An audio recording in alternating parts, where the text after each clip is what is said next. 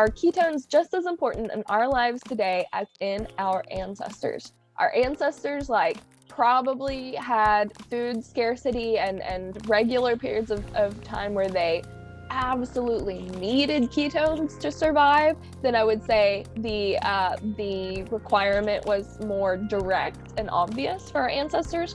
But I tend to think that it's abnormal for our species probably to never be in a state of nutritional ketosis. I think our ancestors were regularly coming in and out of a state of nutritional ketosis, and I think that it's a whole side of our physiology that we have epigenetically silenced by consuming the types of foods that we do today and consuming the number of calories that we do today.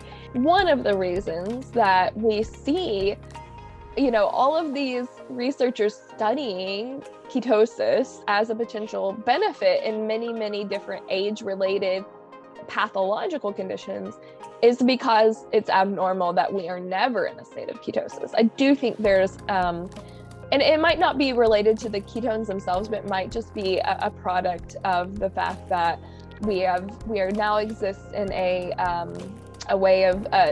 very accepted way of eating where we are constantly eating lots of processed and high carbohydrate foods that I think is very abnormal for our species. And that's why we see this association with all of these. Ketones they're very much an important part of our physiology, absolutely. They're not as directly necessary for our immediate survival as they were for our ancestors, but I do think that they are an important part of optimal health. And that's something that I love to see all the new research that's coming out showing the role that ketones can play in optimizing metabolic health and wellness.